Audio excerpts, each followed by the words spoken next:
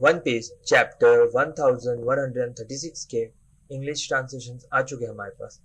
और इस चैप्टर में बैंगर्स है।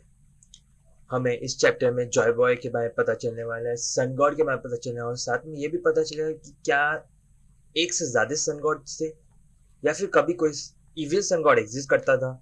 और साथ ही में सैंक्स का भाई फैंक्स कहने वाला ट्विन थियरी, और जो उसके साथ आए थे साथ में पार्टनर्स, क्या वो गॉड नाइट्स के मेंबर्स है या फिर नहीं, और लोकी के साथ वो क्या बात करना चाहते हैं, ये सब भी साथ में खुलासा होने वाला है। और इसी के साथ हमें पता चलेगा थोड़ी बहुत ancient history of the current world of one piece, और इसी के साथ साथ joy boy, Nika, sun god, इनके थोड़े बहुत कनेक्शंस, और एल्वाप के हिस्ट्री के बारे में भी थोड़ी बहुत पता चलने वाली बातें।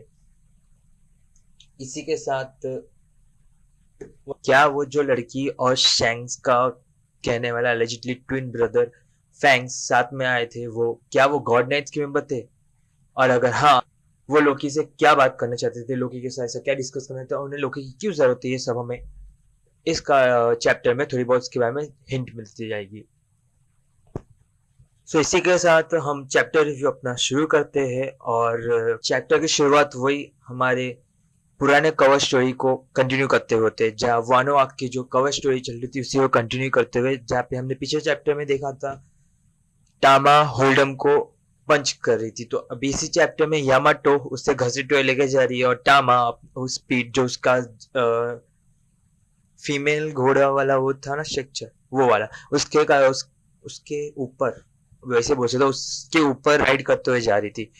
और जो जिस जगह पे जिस बेस पे होल्डम उसको लेके जा रहा था, वो बेस का स्टाइल थोड़ा बहुत वो हु था ना, जो जिससे शैंक्स ने जिसके शिप से जो CP9 या 0 CP एजेंट थे जिसके शिप से शैंक्स ने वही द लेजेंडरी निका निका फुट चुराया था, जो बाद में लूफी के पास है, जो भी सन गॉड का असली नाम था, जबकि वो गोमू गोमू नहीं था।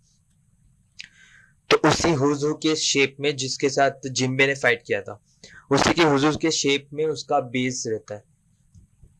तो चैप्टर का स्टार्ट होता है और हम देखते हैं लूफी और बाकी के शॉर्ट मेंबर्स को उनका ग्रैंड वेलकम पार्टी को एंजॉय करते हुए, और लूफी स्पेशली मीट की तारीफ करते हुए बोलता है कि it's too tasty, yummy yummy, जैसा वो हमेशा मीट को देख के होता है अपना बाकायोरो कैप्टन, या फिर बोलना चाहिए द मंकी डी लूफी संगॉड निका द फ्रीडम ऑफ लिबरेटर, जो भी बोलना है वो। और वो मीट का स्वाद लुफ्त उठाते उठाते ये भी बोलते हैं कि जो ये हमें उस डायनासोर की मीट के ऐसे टेस्ट कराता है जो लोग नहीं लिया था, जो स्पेशली लूफी ने खाया था लिटिल गार्डन में, जहाँ पे ड्रॉगी और ब्रोडी भी थे। तो इसी के कंटिन्यूशन में जरूर बोलता है कि इसी मीट को हमें पकड़ने के लिए बहुत मशक्कत करनी पड़ती है, और ये इतनी आसानी से अवेलेबल भी नहीं होता है, इसके लिए बहुत नीचे जाना पड़ता है, डीप इन द फॉरेस्ट, जो बहुत बार खतरनाक भी होता है। जैसे जब हजीरुद्दीन पकड़ने गया था तब उसमें बोला भी गया था, जब वो जहाँ से पकड़ के लेकर आता है। और यही वही अंडरवर्ल्ड है जहाँ पे लोकी को भी रखा है।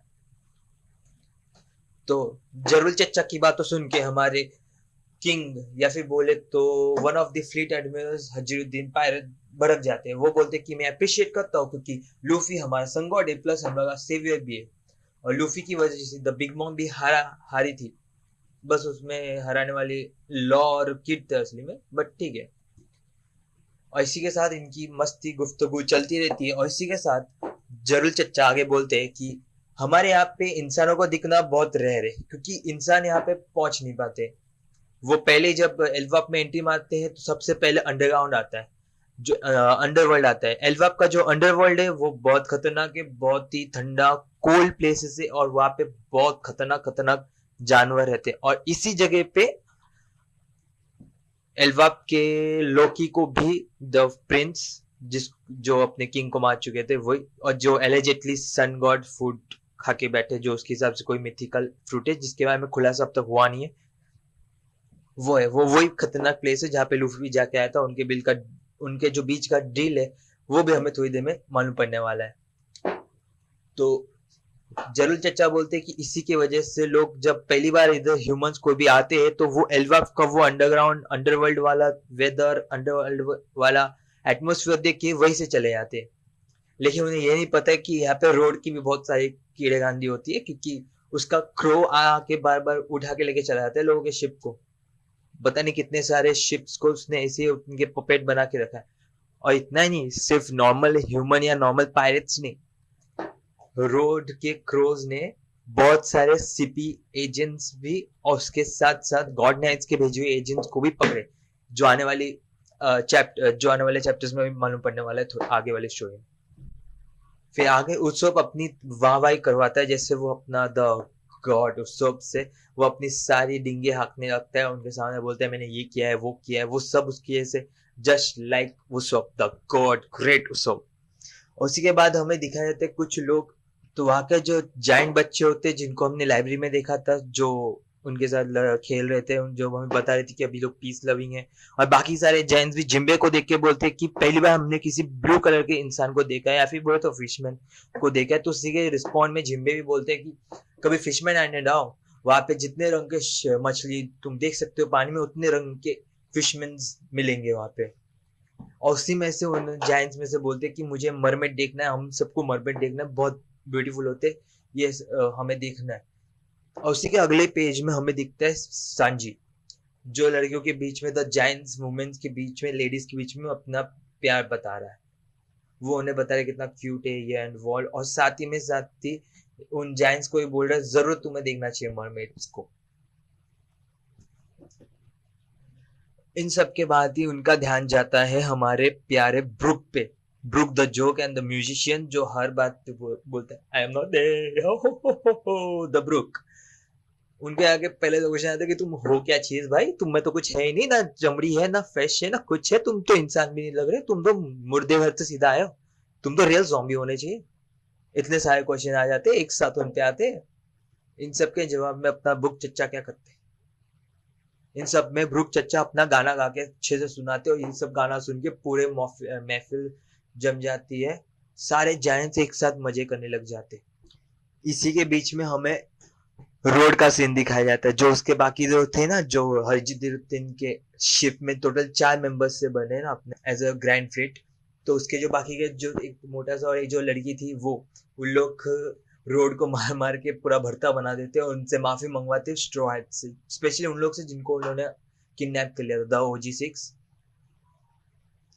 तो वो रोड नामी तस्सो उनसे अपोलॉजी कर रहे हैं, और उसके चेहरे पर दिख रहा है वो मजे ले रहा है इस चीज के, पर तभी अपना जोरो फुल स्वैग से बात करता है। जोरो उस सबको बोलता है अगर तुमने मुझे रोका नहीं होता तो मैं अब तक इसको काट दिया होता। तो जोरो लिटरली इसको काट दिया होता। जोरो इज ओपी मैन। उसी के बाद वो लड़की बोलती है अगर अगली बार अगर रोड ने कुछ ऐसा किया ना तो काट देना, बिंदास काट देना। ये सुन के रोड की पूरी फट जाती है और बोलता है तुम बिल्कुल भी रुकते नहीं हो, you need to hesitate bro. ये मीम पूरा इधर आ जाता है, और इसी को सुन के रोड अंदर से चीखता है come on everyone born here on Elwak to share the same feeling, same dream as the sun god। ये सुन के और साथ में ये भी बोलते हैं कि सब लोग का इधर बचपन से ड्रीम है, द ओल्ड एल्फाब जनरेशन, क्योंकि नए वाले अभी वॉर से दूर रहना चाहते। ओल्ड वालों का ये सबका ड्रीम है कि वो सन गॉड बने और पूरे दुनिया पे रूल करे। तो इससे हमें ये भी कहानी में हो सकता है कि क्या यहाँ पे 2 सन गॉड से या फिर बहुत सारे सन गॉड से फ्यूचर इन पास्ट, क्या कुछ उनमें से इविल भी था, क्योंकि एक जगह पे सन गॉड द लिबरेटर है, तो एक जगह पे यहाँ पे एल्वाप में आधी कहानी में डिस्ट्रक्टर की भी कहानी है। क्योंकि जरूर बोलते हैं कि हमारे पास्ट में जो भी हिस्ट्रीज लिखी है वो हमें एज इट इज नहीं पता, हम उन्हें नहीं पसंद है क्योंकि वो बहुत एंशियंट लैंग्वेज में लिखी एक बुक है जो हम सब में फेमस है। उसके अकॉर्डिंग सन गॉड लिबरेटर भी है और साथ ही साथ डिस्ट्रक्टर भी है। तो क्या ऐसा पॉसिबल है कि ट्विन थियरी के जैसे सन गॉड भी 2 इंसान हुए रहेंगे, एक डिस्ट्रक्टर एक लिबरेटर? क्योंकि जो जॉय बॉय था वो तो लिबरेट करना था क्योंकि वो हारा था। अगर डिस्ट्रक्टर है तो कौन था वो, या फिर वो बस एक फेज है जो अब तक आया नहीं है? क्योंकि हमने देखा है हमारा लूफी तो लिबरेटर भी है, डिस्ट्रक्टर भी है, साथ ही साथ बहुत कुछ करता है। तो क्या है पॉसिबल है फ्रीडम के लिए लिबरेशन करता है, साथ में फनी है तो फनी भी है, और साथ में जो सिलोटे दिखाया है पहली बार, इस पिछले बार का जो हुजूर का डिफिनेशन था उसमें भाला था, लेकिन इस बार हम लोग के हाथ में शील्ड आता है just like this sun god symbols. तो क्या सच में यही हमारा असली सन गॉड है, या फिर सन गॉड की भी हिस्ट्री जैसे रियल वर्ल्ड में अलग अलग हिस्ट्री हमारे एंशियंट गॉड इन सब में भी बहुत सारे बदलाव हो चुके हैं, अलग जगह पे अलग मान्यता है, तो ऐसा इनके भी इसमें, या फिर देयर वाज समथिंग, क्योंकि इसके आगे जो बताता है वो और भी इंटरेस्टिंग है। जरूर हमें बताता है कि हमारा जो वन पीस का वर्ल्ड है इसके पहले भी 2 बार डिस्ट्रॉय हो चुका है, यानी कि सिर्फ वॉइड सेंचुरी के पहले भी बहुत बार डिस्ट्रॉय हो चुका है। जो करंट रूलर्स है इस वन पीस वर्ल्ड के, वो निका के रिटर्न से बहुत डरते, वो बहुत डरते कि कहीं निका रिटर्न ना आ जाए, क्योंकि अगर निका रिटर्न आया तो वो ओवरथ्रो कर देगा। तो क्या ऐसा पॉसिबिलिटी है कि Joy boy was the freedom, और फनी बॉय उसके पहले एक लिबरेटर आया था, उसके पहले एक डिस्ट्रक्टर आया था, ये तीनों प्रॉपर्टीज हमारे लूफी के पास है, क्योंकि मैडम शेरली का भविष्यवाणी था कि वो फिशमैन आइलैंड को डिस्ट्रॉय करेगा, क्योंकि लिबरेट तो अजय करता ही है, और हमारा जॉय बॉय तो ऑलरेडी जॉय बॉय फनी है। तो क्या ये तीनों प्रॉपर्टीज हमारे करंट बकाए और कैप्टन मंकी डी लूफी में मौजूद होने वाला है, और क्या यही होने वाला है द रॉयल बैटल का शुरुआत? क्योंकि शैंक्स तो बहुत बार आ चुका है, दिख चुका है, ओडा सेंसे ने बोला था अगर शैंक्स बार बार दिखने लग जाए तो इसका मतलब एक ही है कि वन पीस अपने फाइनल सागा में एंटर मार चुका है। तो क्या यही वो बैटल रॉयल का एंड होने वाला है? पता नहीं। इसी के साथ साथ लोकी की बातचीत शुरू हो जाती है कि लोकी भी उसी सन गॉड निका के फुटस्टेप पे चलने की कोशिश कर रहा था, उसी के जैसे वो चीजें करने लगता था।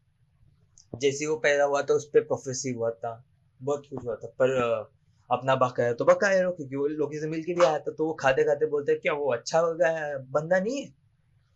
तो सारे जायंट्स एक सुर में बोलते हैं no way in the hell, सब चिल्लाते नहीं, उससे बुरा कोई नहीं है यहाँ पे, he is a cursed Prince, उसके नाम पे कर्स्ड प्रिंस है, उसका निकनेम यहाँ पे कर्स्ड है। और यहाँ पे प्रोफेसी थी कि जब लोकी पैदा होगा तो किंग हेरल्ड उन्हीं के हाथों से मरेंगे, और असली में यही होता है कि king mister the mythical fruit के लिए लोकी अपने बाप को, यानी कि अपने किंग को ही मार देते। और टू बी प्रिसाइज ये स्टोरी बाहर फैली है, हमें पता नहीं कि क्या सच में लोकी ने अपने फैन पापा को मारा था, हमें अभी ये कंफर्म पता नहीं है, क्योंकि जिस हिसाब से इसमें ट्विस्ट एंड टर्न आ रहे बहुत कुछ हो सकता है। और ये वही साल था जब लिलिन, यानी कि linen is always the mummy वाला बिग मम्मी, उसने भी जोरुल को, लेजेंडरी जोरुल को मर्डर किया था, और उसके बाद से ट्रेजेडी आती गई, बहुत सारे गलत कांड होते गए, और क्वीन भी उनकी मर गई किंग के बाद। तो इसी की वजह से लोकी को द कर्स का टाइटल और अच्छे से हो गया, और वो उतना ही नहीं रुका, वो अंडरवर्ल्ड में जाता था, बीच को टेम करता था, बीच को मारता था, ऐसे जिसको चाहे उसको मारने की कोशिश करता था, वो भी एट द एज ऑफ 10। सो उसी बेसिस पे लोकी को मिसचीफ, इंडेंजर और पता नहीं क्या क्या उसको बोला जाने लगा, लेकिन फिर भी उसके पास ऑथोरिटी था प्रिंस की, जस्ट लाइक ओडिन, लेकिन ओडिन से थोड़ा ज्यादा मिसचीफ वाला, और थोड़े ज्यादा बहुत खूंखार वाला ऑब्वियसली। उसी के बाद बोलते बोलते कहा, सारे लोकी की मिसचीव्स के बाद जो फाइनल था, the nail in the coffin was the day जब लोकी ने अपने फादर को ही मार दिया, the greatest monarch of ever new का टाइटल उनको मिला हुआ था। उनको मारने के बाद ही उनको लैंड ऑफ वॉरियर पे उसकी रेपुटेशन खराब हो गई, और वो अपनी इधर से बहुत ज्यादा क्या बोलते हैं देशद्रोह जैसा होने लगा, उसके लिए सब उसके खिलाफ हो गए। और और इसके पहले भी लोकी ने बहुत बार मारने की कोशिश की थी हैरोल्ड को, और उसके बीच में जरूर बहुत बार ने सेव किया था, और जो तलवार हम देखे थे स्टार्टिंग में कि उसके सर पे लग गया, वो उसके हेलमेट में लग गया था, क्योंकि लोकी स्टैप कर रहा था और ये बीच में आया था, तो इसकी वजह से उसके हेलमेट में रह गया। लेकिन ये तो शुरुआत ही थी, उसके बाद वो पायरेट बन के सीज में चला गया, वहां पे ये करने लगा, बहुत कुछ करने लगा, अपना आतंक फैलाने लगा, लेकिन उसकी सब बकचोदी बंद नहीं हुई जब तक वो शैंक्स नहीं मिला, और वह दिन आ गया जब वो शैंक्स के साथ जाकर टकराया, और पूरे जायंट्स जो अकेले नहीं कर पाया वो अकेले शैंक्स ने कर दिया। और इसी के, और ये वही टाइमलाइन है जब शैंक्स भी योंको बना था 6 साल पहले। तो ऐसा हो सकता है द स्पेशल बाउंटी जो लोकी को मिला है, क्योंकि लोकी ने कुछ तो कांड किया जो वो अपने सीज में था, इसलिए उसको एक स्पेशल बाउंटी मिला, just like Sanji only alive, इसका भी कुछ स्पेशल बाउंड्री है, डेड और अलाइव नहीं, सिर्फ स्पेशल बाउंड्री। और उसी को मारने, उसको कैप्चर करने की वजह से शायद हमारा शैंक्स द आकागामी शैंक्स भी योंको बना होगा। इतना सब सुनते हुए जो लूफी का व्यूअर है शैंक्स को देख के, वो सुनते हुए लोकी के बारे में सुनते हुए जोरो को शक हुआ। और इसी के बाद हम दिखाते हैं कि इसी के बाद कुछ बाहर आउटस्कर्ट में बाकी सब पार्टी कर रहे होते हैं। यहाँ पे लूफी और जोरो आपस में बात कर रहे होते हैं और जोरो से सच सच बोलते हैं कि क्या हुआ है, तुम बहुत अजीब अजीब मुंह बना रहे हो। तो लूफी अपनी मीटिंग के में बताता है और जो प्रॉमिस ने किया है लोकी से कि उसको की ला के देगा, उसी के में बोलता है। तो जोरो बोलता है कि वो बहुत मिस्चिफ था, उसके साथ तुम्हें कोई डील नहीं करना चाहिए, वो पक्का झूठ बोल रहा हो। लेकिन लोकी तो अपना लूफी तो अपना लूफी है, दबा का एरो कैप्टन। वो बोला है कि वो शैंक्स के में बताएगा और वही उसका, और इसी वजह से मैं चाबी दूंगा, क्योंकि लोकी ने डील किया है कि मैं शैंक्स के में बताऊंगा और उसी के साथ वो अभी इस पॉइंट पे कहां मिलेगा वो भी बताऊंगा, और इसमें अपना बाका एरो हो गया सेट। जोरो ये बात सुन के बोलते हैं कि ये पक्का झूठ होगा, अगर ये झूठ हुआ तो मैं वही पे वही उसको काट दूंगा। लेकिन इन दोनों को सुन लेती है नामी, और वो बोलती है कि तुम जो भी करने का सोचो, जो मैं सोच रहा हूँ, वो तुम मेरे बिना तो बिल्कुल नहीं कर सकते हो, क्योंकि I am the navigator obviously. एक तो डायरेक्शन जो भूल जाता है, और एक जो पता नहीं किधर भी मस्त मौला हो जाता है उधर।